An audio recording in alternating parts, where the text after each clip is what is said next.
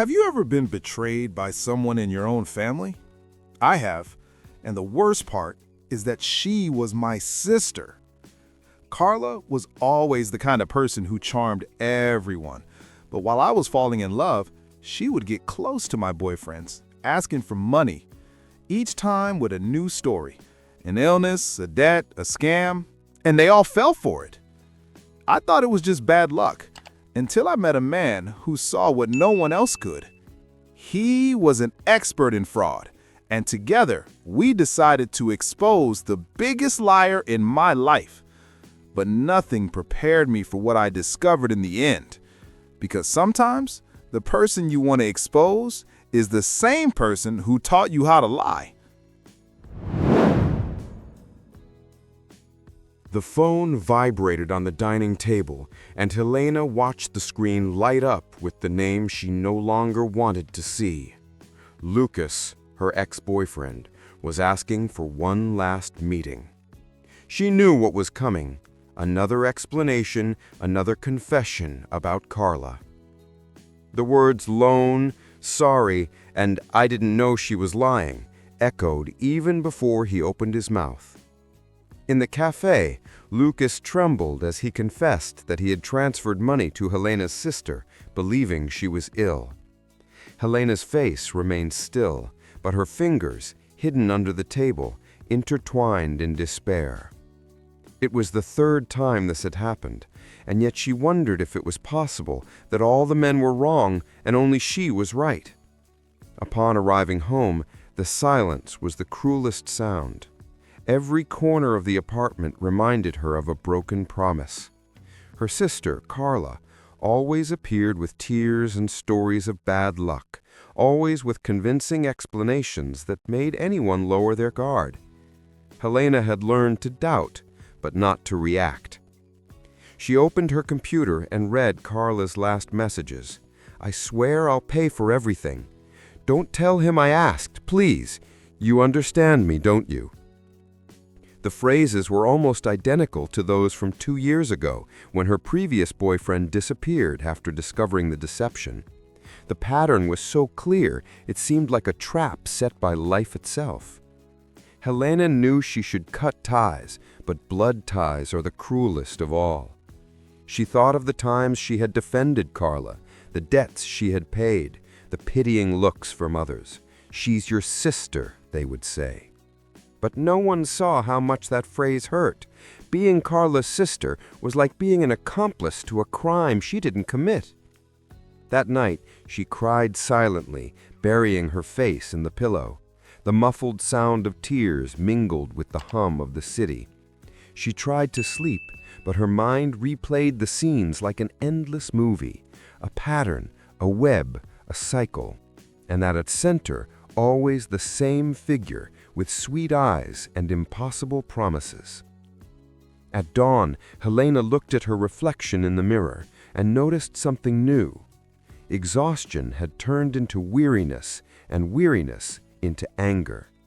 For the first time, she wanted to understand why it was all happening.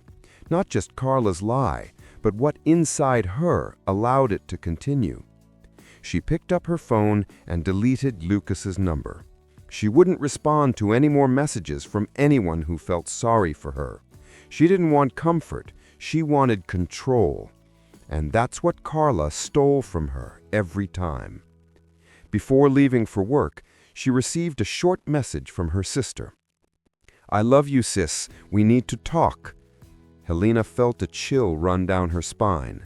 It always started like this. And, without knowing it, that "we need to talk" would be the first thread of the web that, this time, she herself would pull all the way through. And before I tell you what happened next, subscribe to the channel, because sometimes the worst betrayal doesn't come from a stranger. It comes from the person we love most. And I'm sure you'll want to know how far this story goes. Carla always knew how to make words dance. From a young age, she transformed scoldings into smiles and guilt into apologies. When she broke something, she cried. When she lied, she laughed. And when she was caught, she said it was just to help. Helena remembered this while looking at old photos, trying to understand at what point her sister had stopped being a little girl and become a skilled manipulator.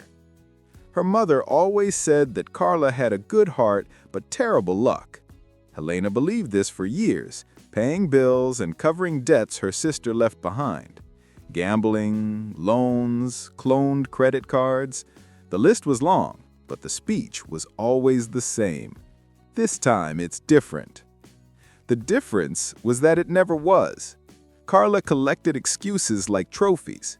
From invented illnesses to promises of jobs that never existed, it was all an act.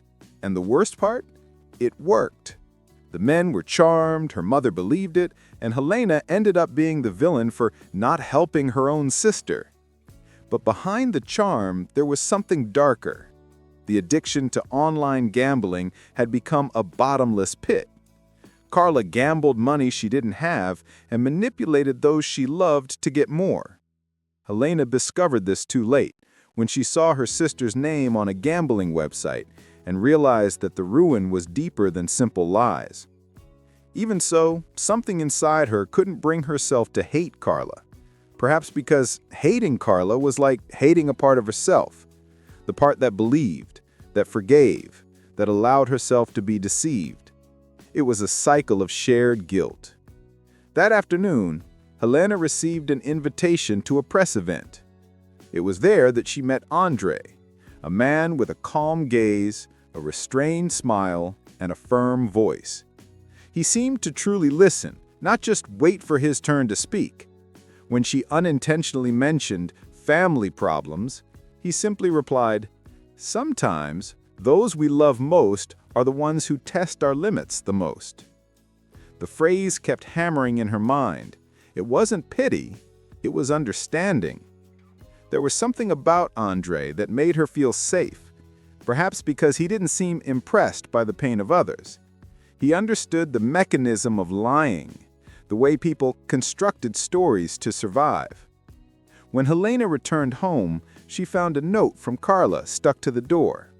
"I stopped by, sis. I wanted to see you. I have good news. I love you." The note smelled of expensive perfume and disguised guilt. Helena took a deep breath. The past had just come knocking at her door again. But this time, she was about to open it with her eyes wide open. The cold wind was blowing across the building's terrace when Helena received André's message. "Want to chat again? No agenda, just for company." She accepted. There was something about him that made her lower her guard, a rare sincerity without the veneer of appearances. In the cafe, between sips of cappuccino, she talked about everything: the ruined relationships, her sister's lies, the weight of guilt. André listened in silence, his gaze steady but without judgment. When she finished, he simply said, "That's not bad luck, it's a pattern, and patterns, once identified, can be broken." Helena remained silent for long seconds. It was the first time someone had said that without intending to attack her. In the following weeks, the meetings became frequent. André seemed to understand the invisible pain of those who had been manipulated by love. He didn't offer consolation, he offered clarity. "Your sister lies not only to you, but to herself," he would say. She learned that drama is the most valuable currency in relationships. Helena began to feel something new. Peace. Not the peace of idealized romances, but the tranquility that comes from being understood. He didn't promise to solve her problems, and perhaps that was what attracted her. For a moment, she believed the cycle had finally been broken. But the peace was short-lived. One night, while they were having dinner, Helena's phone vibrated with a notification. A message from Carla. "Hey sis, I'd love to meet you and André. He seems so wonderful. Could I have dinner with you guys sometime?" Helena's blood ran cold. It was the same script starting again. She showed the message to André, who raised an eyebrow thoughtfully. "May I?" she asked, ironically. André simply replied, "If you want to understand the game, sometimes you have to play it." That answer would be the turning point in Helena's story, the beginning of a game that wasn't about love, but about truth. That night, Helena dreamed of Carla. She dreamed they were trapped in a mirror, looking at each other, trying to figure out who was the real one. When she woke, Carla's message was still there, like an echo from her childhood. "Trust me."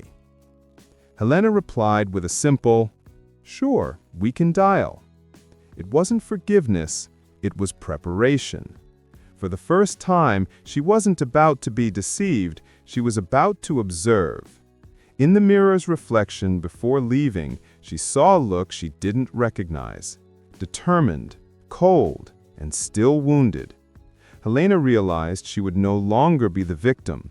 She was about to become the architect of the end of that charade. Dinner was scheduled for a Saturday. Carla arrived punctually, which was already a sign that something was up. She was wearing a red dress, had an impeccable smile, and wore an overly strong perfume, as if she wanted to mark her territory. André greeted her politely, but Helena noticed the slight raising of his eyebrow. He had already identified the guy. During dinner, Carla talked non-stop about new opportunities, about an investor friend, about a plan to open a small business. André listened, feigning interest. Helena watched her sister's hands, gesturing excessively as she always did when lying. It was like watching a play whose ending she already knew. When Carla mentioned a small financial problem, Helena held her breath. André, subtly, encouraged her to continue. Problems happen. Sometimes a poorly calculated investment. She smiled conspiratorially. Exactly that. It was impressive how naturally the lie flowed. After dinner, Carla said goodbye with exaggerated hugs. "André, I loved meeting you. You're different from the others." Helena forced a smile. As soon as her sister turned the corner, André commented, "She tested me. She threw out the bait to see if I bite easily. That's classic behavior of compulsive manipulators." Helena remained silent, swallowing her shame. "And now what?" she asked. André replied calmly, "Now we stop reacting and start observing. Does she want money? Let's see how far she goes." His clinical tone was both frightening and comforting at the same time. In the following days, Carla began to get closer. She sent friendly messages, offered help, and complimented André. The pattern was the same. First the charm, then the need. Helena responded with rehearsed coldness, while André mapped her every move. One afternoon, Carla showed up unannounced. She said she wanted to ask a small favor. Helena recorded the conversation without her knowing. Her sister's voice, sweet and convincing, sounded like that of a veteran actress. "It's just a temporary loan, sis. I swear it's the last time." When Carla left, Helena stood in the room, staring at the empty space. She knew that recording was more than just evidence. It was the first crack in the mask. That night, André listened to the audio and said, "You're closer to the end than you think." Helena smiled, unsure whether it was relief or fear. Because when you enter the game of lies, nobody comes out without losing something, not even those who play to win. Carla arrived crying, as she had done so many times before. She carried a folder in her hands, her eyes brimming with tears, her face pale enough to make her look ill. "Sis, I didn't want to worry you, but I discovered something terrible," she began, her voice choked with emotion. She said she had been deceived by a fake doctor who had promised her urgent treatment for a non-existent illness. Helena felt her stomach churn. Her sister had found a new story.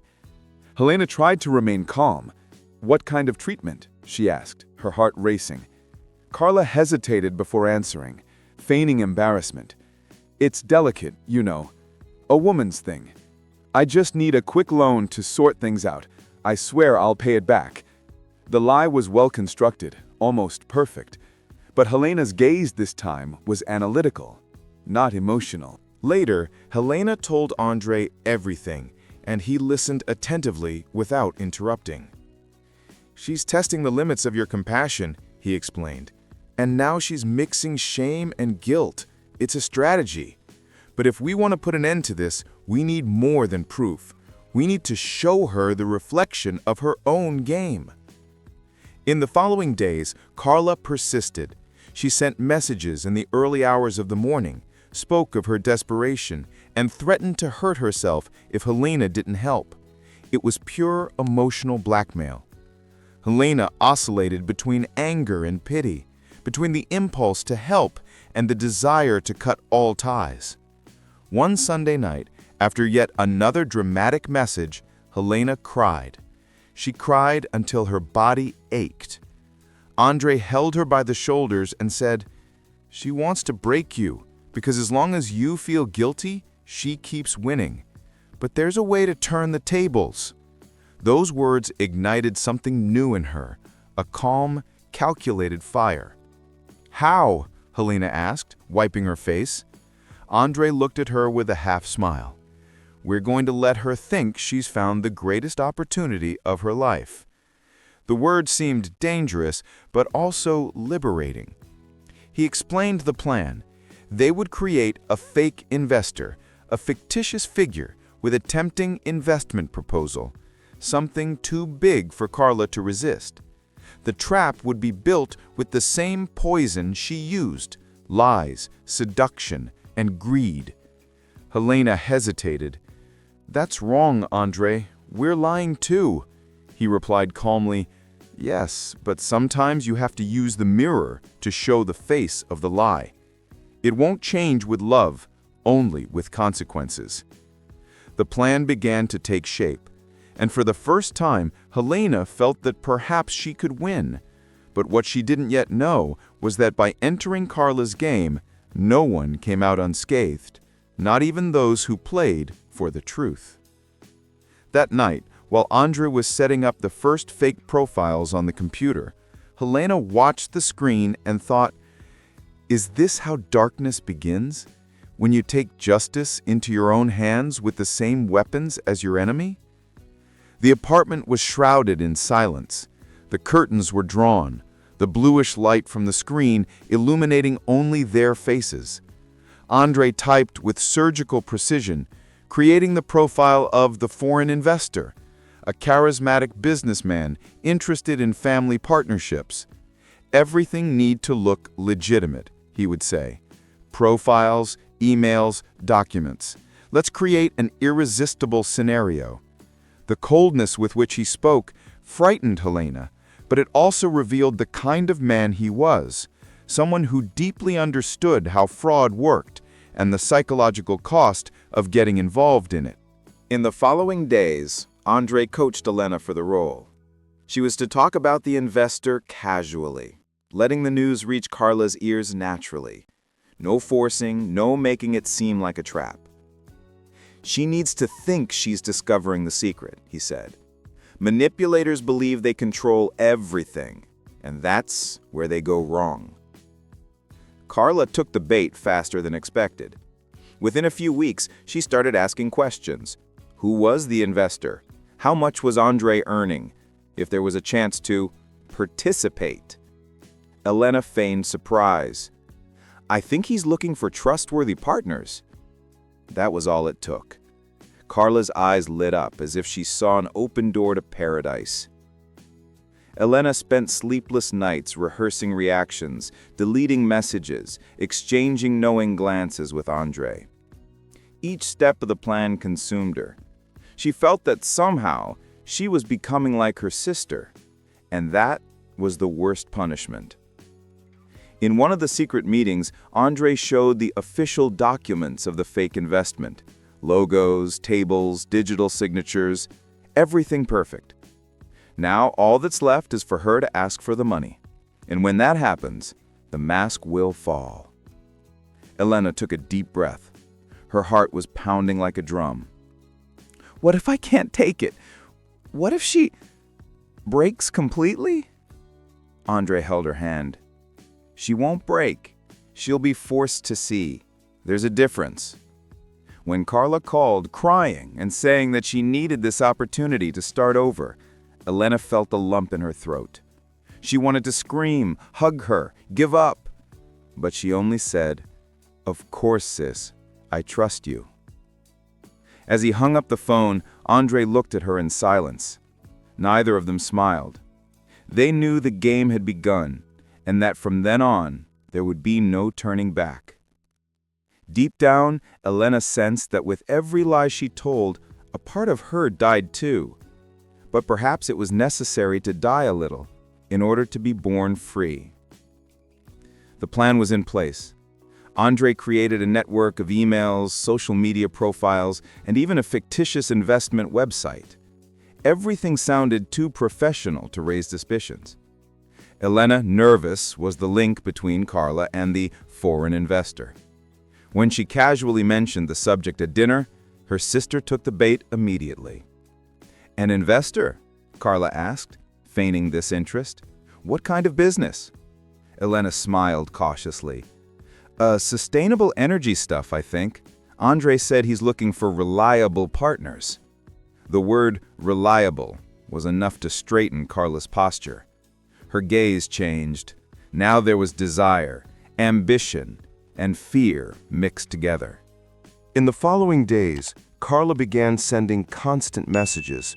She wanted details, numbers, dates. André responded as the fictional investor, exchanging polite emails full of financial jargon.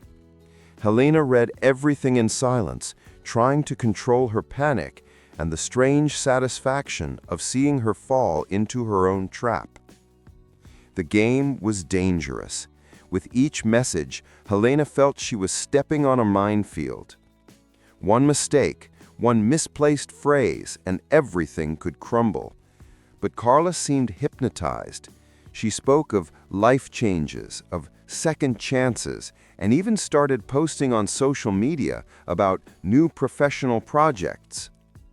One night, André showed her the digital folder with all the records, screenshots, audio recordings, emails. "Every detail is being documented," he said. "When the time comes, nothing can be denied." Helena looked at the computer and felt a chill. The lie now had the same coldness as a spreadsheet. The feeling was twofold: revenge and sadness. The plan was working, but the cost was high. Every word spoken to her sister weighed heavily. "She trusts me, André," she murmured. He replied, "No, she trusts what she thinks she can take from you. It's different." Over time, Carla grew bolder. She asked to meet the investor in person.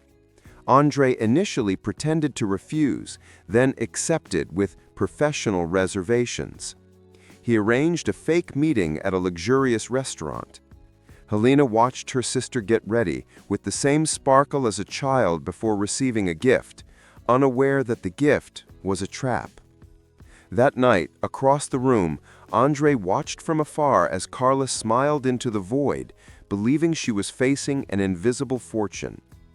Dinner lasted less than an hour, but it was enough for him to register her behavior, her comments, her eagerness. When she left, Helena asked, "So?" André replied, without emotion, "She's already convinced she's going to win. Now we just have to wait for her to ask for the first deposit." The game had begun, and no one was innocent anymore. The following morning, Helena received a message from Carla. "Sis, I need to tell you something incredible, but it's a secret." Helena's heart raced. The plot unfolded as expected. That evening, they met at a cafe. Carla was euphoric, speaking too fast with bright eyes and trembling hands. "He's going to include me in the project, sis. He said I can be a partner, but I need to invest an initial amount. Can you believe it?" Helena feigned surprise, with a restrained smile. "Seriously? That's huge, Carla." Inside, she struggled to maintain a neutral tone while her stomach churned. Carla explained the details. details that, ironically, André had invented. She mentioned each step with conviction, repeating the numbers and promises as if they were absolute truths. Helena discreetly recorded everything on her cell phone, every word, every pause. Later, she handed the audio to André. "She completely fell apart," he said, "and now we have proof. The pattern is all there. Lies, self-pity, manipulation, all recorded." Elena listened to her own voice on the recordings and realized something disturbing. She herself also sounded fake. The boundary between reality and staging was dissolving. In the following days, Carla intensified the contact. She sent enthusiastic audio messages saying that God was opening paths and that finally their luck would change. Elena responded with short phrases rehearsed by André. It was the perfect charade, and each act brought them closer to the climax. But something was wrong. Elena began having nightmares. She saw Carla trapped in a cracked mirror, screaming that she had become just like her. She would wake up sweating, her heart racing. André tried to calm her, but his eyes showed doubt. How far could they go without losing themselves completely? One day, Elena caught her mother, Marta, talking to Carla on the phone. "Your sister is exaggerating," her mother said. "She just wants to help." Elena realized the plan was at risk. If her mother interfered, everything could fall apart. André, upon learning this, coldly replied, "Then it's time to involve everyone. The truth needs to be public." They began organizing the evidence into a presentation. Spreadsheets, audio recordings, copies of simulated transfers, all perfectly arranged. André called it the intervention.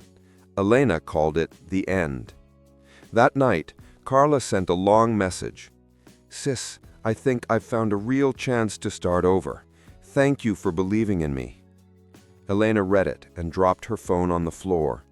For the first time, she felt sorry, not for her sister, but for herself, for still wanting to believe that everything could be different. The game was about to turn into a trial, and when the truth came out, no one would get away unscathed. Sunday dinner seemed like a carefully rehearsed performance. The table was set, the smell of home-cooked food filled the air, and for a moment Elena thought it might be possible to forget everything. But it only took her mother, Marta, mentioning Carla's name for the atmosphere to crumble. "She's doing better, thank God," she said with a tender smile. Elena almost choked. "Mom, you don't understand what's happening," Elena began, trying to keep her tone calm. "Carla is taking advantage of people, again." Marta sighed, putting down her fork. "You're exaggerating, daughter. She's just impulsive. You've always been too harsh with her." Those words pierced Elena like blades. Elena took her cell phone out of her bag and with trembling hands showed some recorded audio messages. Carla's sweet voice came through the speaker. "Sis, it's just another loan. I swear I'll pay it back." Marta listened for a second and, incredulous, pushed the device away. "You recorded your own sister? What kind of person does that?" The room fell silent. Helena felt the heat rise to her face. "The kind of person who's tired of being deceived," she replied. Her mother stood up, her eyes brimming with tears. "You're sick, Helena. Carla makes mistakes, yes, but she has a good heart. You're becoming cold." André, sitting beside her, observed everything without interfering. After dinner, Marta locked herself in her room, and Helena went out in tears. On the sidewalk, the night wind lashed at her with the same cold she felt inside. André caught up with her. "She doesn't want to see, Helena. She's addicted to believing. It's the same mechanism, only emotional." Helena looked at the dark sky and murmured, "My family lives in denial. Carla lies to survive, and my mother pretends to avoid suffering." André calmly replied, "And you lie to yourself when you think you can still save them." Those words hit her hard. For the first time, Helena saw the complete cycle. Everyone, in some way, was trapped in the lie. And her role had always been that of mediator, the one who puts out fires, the one who gets burned in the process. In the following days, Marta began to avoid Helena. She spoke little, answered coldly, as if her daughter were a threat. Carla, on the other hand, sent sweet messages, full of longing, asking if Mommy was okay. It was cruelly ironic. Helena realized that if she didn't act soon, the plan would collapse. She needed to turn the charade into something undeniable. "It's time for intervention," André said. "But I want you to be prepared. The truth doesn't heal, it cuts." Helena took a deep breath and replied, "Then cut it, because the wound has been there for years."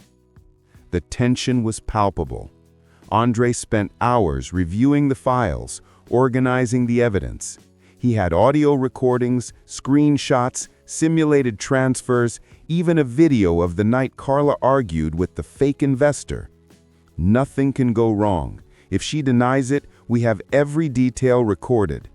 Helena watched in silence, her fingers gripping the arm of the chair. The emotional weight was becoming unbearable. "I don't know if I can go through with this," she confessed. "She's my sister." André looked at her seriously. "And you're the victim. Don't confuse forgiveness with submission. That's her trap, and your mother's too." The next day, Carla showed up unexpectedly, with a nervous smile and a cake in her hands. "I made this to thank you, sis. You always support me." Helena felt her stomach churn. Her sister's tone was too sweet, too rehearsed. I don't know what to say." Carla smiled. "Tell me you trust me." It was at that moment that Helena understood. Carla knew. Perhaps not the details, but her survival instinct was sharp. She was testing, probing. The manipulation, this time, came disguised as affection. André, who was observing from a distance, made a subtle signal, recording everything. That night, Helena and André met in the office. She wept silently, repeating, "I'm just like her, deceiving, lying, pretending." André replied, "No, you're returning the mirror. The difference is the intention." But even he didn't seem to completely believe it. The final plan would be simple and devastating. A family meeting where everything would be revealed. André would show the evidence, Carla would be confronted, and Marta would finally see what she had refused to see. Helena, exhausted, simply nodded. "After this, nothing will be left," she said. "Perhaps that's what needs to happen," he replied. In the days leading up to the confrontation, Helena dreamed of the past. She saw the two girls playing hide-and-seek. "I found you!" Carla shouted. "But I never wanted to hide," Helena replied, in tears. The dream repeated itself for 3 consecutive nights. On the morning of the meeting, the bathroom mirror was fogged up. Helena wrote with her finger, "He arrives." She didn't know if it was a warning to herself or a farewell. André arrived punctually, bringing the laptop with all the files. "Today, she's going to see herself for the first time." Helena replied, her voice firm, "And so am I." When the doorbell rang at her mother's house, Helena felt her heart beat differently. It wasn't fear, it was liberation, with a taste of ending. The house was silent, with only the distant sound of rain pattering against the windows. Marta adjusted the tablecloth, tense, not understanding the reason for the meeting. "Why does André want to come too?" she asked. Helena simply replied, "It's important, Mom, very." When Carla arrived, her sweet perfume and wide smile filled the room, the perfect mask for the chaos that was to come. "What's with this strange atmosphere?" she asked, trying to sound casual. André put the notebook on the table and looked at Helena. Do you want to start? Helena took a deep breath. Carla, we know what you've been doing, and this time we have proof. Her sister's smile faltered, but only for a second. Proof? Of what exactly? André opened the first video. Carla's voice echoed through the room. Mana, the investor believes in me. I just need him to deposit the money to get started. Marta's eyes widened in confusion. Carla, what is this? Her sister tried to laugh. This is editing, Mom. You're manipulating everything. The second file was even worse. Messages, screenshots, audio recordings, the entire chronology of the coup detailed. Helena watched in silence, too afraid to look at her mother. Carla began to scream, denying everything. You're sick. This is envy. I only wanted to help. I only wanted... Marta stood up, her hands trembling. Carla, you asked your sister's boyfriend for money? All of them? Her mother's face was a mixture of horror and disbelief. Carla was crying, but her eyes showed no regret, only despair at having been found out. Helena tried to touch her shoulder, but Carla recoiled violently. You're worse than me, she shouted. At least I lied to survive. You lied to destroy. André intervened. Enough. This conversation is to liberate you all, not to punish you. The mother collapsed into her chair, covering her face with her hands. My daughters, what have I done to you? The silence that followed was more cruel than any scream. Carla sobbed, Helena trembled, and André simply watched, like someone witnessing an inevitable fire. Finally, Helena spoke. I loved you too much, Carla, but love without limits becomes a prison, and I refuse to be your hostage. Carla stood up, her eyes dry, her voice hoarse. Then congratulations, sister, you set me free. She left, slamming the door shut. The sound echoed through the house like a gunshot. Marta began to cry softly, and for the first time, Helena didn't comfort her. She stood there, staring at the door, feeling that something inside her had just left too. The following days were long and empty. Carla disappeared. She didn't answer calls, didn't send messages, nothing. Helena spent her nights awake, going through the files, wondering if she had gone too far.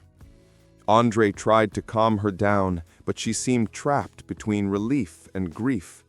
She's my sister, André, and I destroyed her. He replied in a calm voice. No, Helena, you showed her the mirror. She destroyed herself by looking at it. But the words offered no comfort.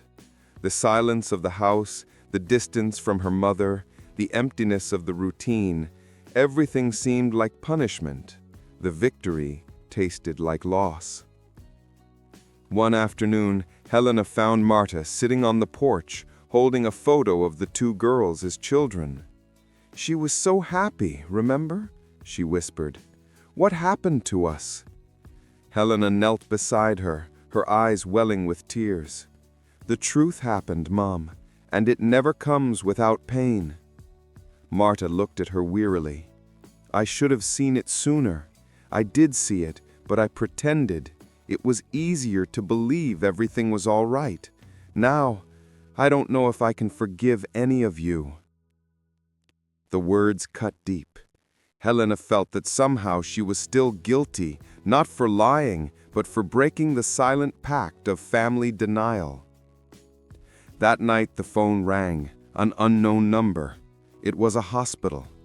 Carla had been found unconscious in a motel, the result of a mild overdose.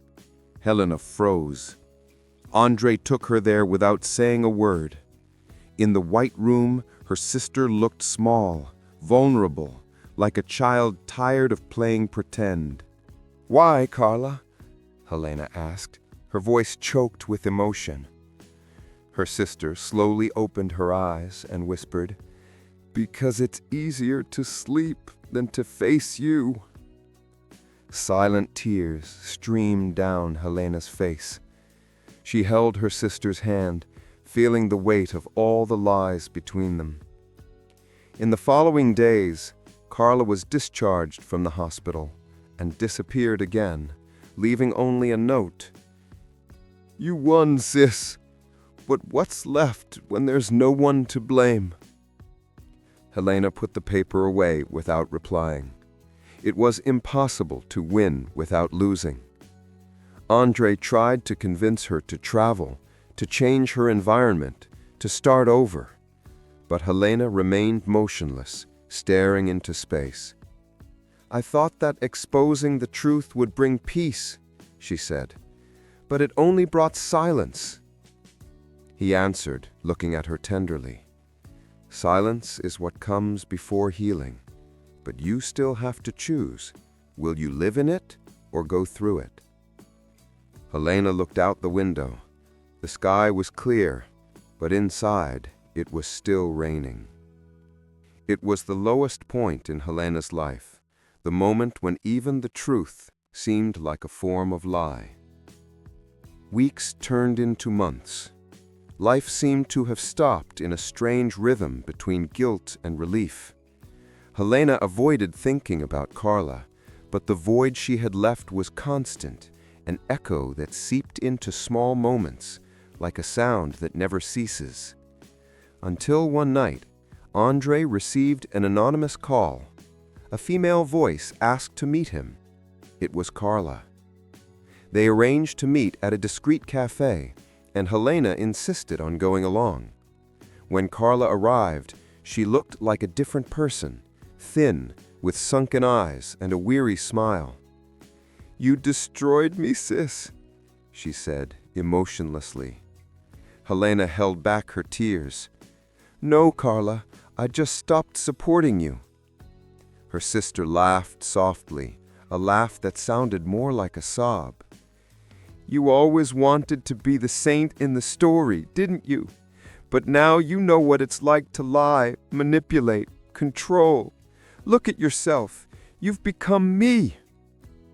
The words were cruel, but they carried an uncomfortable tone of truth. André watched in silence, discreetly recording the dialogue just in case. Helena took a deep breath. "I may have become similar, yes, but the difference is that I know what I did. You don't. You think that deceiving is how you survive."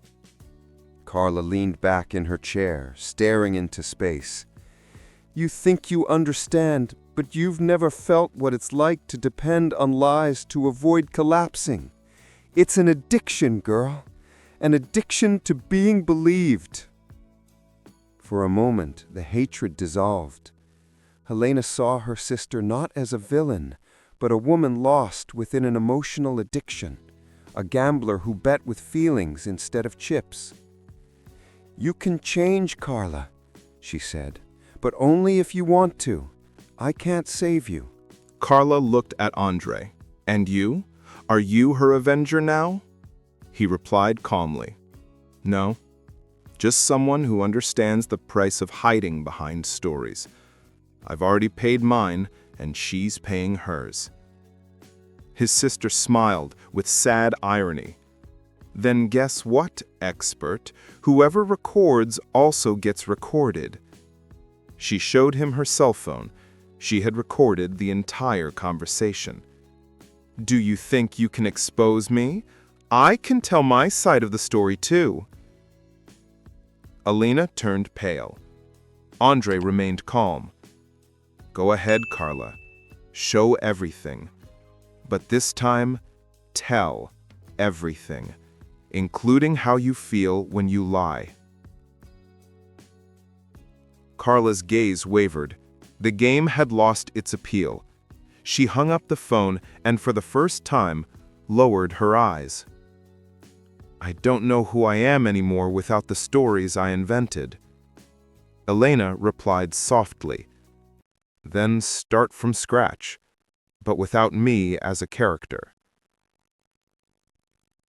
As she stood up to leave, Carla held her hand. "One day you'll understand. The lie was the only thing that made me exist. Elena didn't answer. She just watched her sister leave through the door, knowing that, despite everything, this might be the last time they saw each other. 3 months passed. Elena moved to a smaller apartment near the sea. The waves broke with hypnotic consistency, and the sound of the sea became the new soundtrack of her life. André visited her on weekends, and together, in silence, they learned to breathe again. Her mother still spoke little to her, but sent occasional messages. "Carla is in treatment," he wrote once. "It's not easy, but you're trying." Elena read it and put her phone down on the table. She felt a tear roll down her cheek, not from pain, but from exhaustion. Sometimes, starting over hurts more than ending. André suggested they write an article together about emotional fraud, dependency, and family guilt. It might help other people trapped in similar cycles, he said. Elena agreed. Writing seemed like the only way to transform pain into something useful. During those late-night writing sessions, she revisited every memory: the lies, the dinners, the tears, the broken promises, and little by little, she realized that the anger was beginning to give way to understanding. Not forgiveness, not yet, but comprehension. One morning, she received a letter. The sender was Carla. The shaky handwriting read, "I'm in treatment. I don't know who I'll be when I get out, but maybe for the first time I won't have to pretend. Thank you for forcing me to stop, even though it hurt both of us." Elena cried. She walked to the beach, the wind whipping against her face and the paper in her hand. The sea carried foam back and forth in a movement that seemed to mirror her own life, taking away what was heavy, returning what was necessary. André arrived soon after, silently. He didn't ask anything, just stood beside her. Helena handed him the letter, and he simply said, "Now this is the beginning." She nodded, gazing at the horizon. "For the first time, I don't feel anger, only space." The sun was setting slowly, and the sea seemed calmer. Helena took a deep breath. "I thought I needed to punish the lie," she said. "But what I needed was to learn not to live within it." André smiled discreetly. "You did it, and now the silence is only peace." Helena looked at the sea one last time before turning back. The sound of the waves mingled with her own breathing. For the first time, the truth didn't hurt. It simply existed. It was a quiet morning. The sun streamed through the gaps in the curtain, gilding the floor of the small apartment. Helena was making coffee when the phone rang. An unknown number flashed on the screen. For a moment, her body froze. She answered hesitantly, and the voice on the other end broke months of silence. "Hi, sis." It was Carla. The sound of her name, spoken so softly, brought a mixture of relief and discomfort.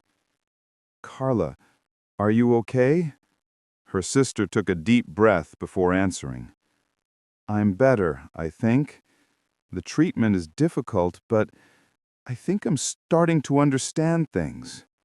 Her voice was calmer, but it carried a new fragility, as if each word weighed heavily. Helena closed her eyes, trying to picture her face. "I'm glad to hear that." There was a brief silence on the other end of the line, and then Carla let out a low laugh. "Funny, I was thinking about you yesterday. Remember when we were making plans to start a business together? I think there's still time, sis." Helena felt a pang in her chest. "Carla, don't talk about that now. We need time." But her sister continued with an almost rehearsed calm.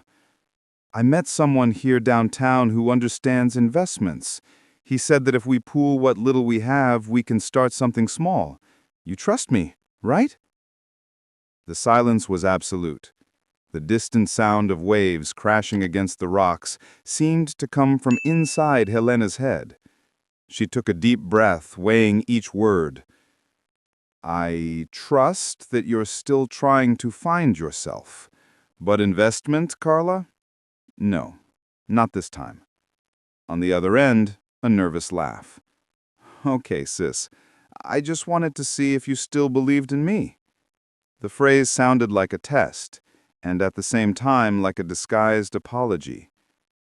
I do believe you, Helena replied, her voice firm. But today, I believe in myself more. Carla remained silent for a few seconds. Then she said, in a low voice, I'm glad about that. And she hung up. The dry sound of the call ending echoed in the apartment like a symbolic closure, not of reconciliation, but of closure. Helena stood still for a while looking at the phone in her hands. Then she put the cup in the sink and opened the window. The sea breeze came in, light, like a sign of renewal. Outside, the world continued moving, indifferent to the wounds that healed in silence. She smiled, a small but genuine smile. She picked up a notebook and wrote the first sentence of the new story she was about to publish. Not every lie is a scam. Sometimes it's a desperate plea for someone to believe you. She closed her notebook, looked at the horizon, and murmured to herself, "It's over now." But deep down, very deep down, a soft, familiar voice still whispered, like the echo of a memory. "Sis, I swear it's true this time."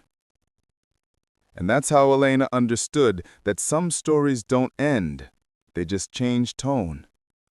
And if this story touched you, if you've ever felt the weight of having to let go of someone you love, subscribe to the channel. Because every week I bring you stories that show that love doesn't always save, but it always teaches. And maybe the next story will be yours.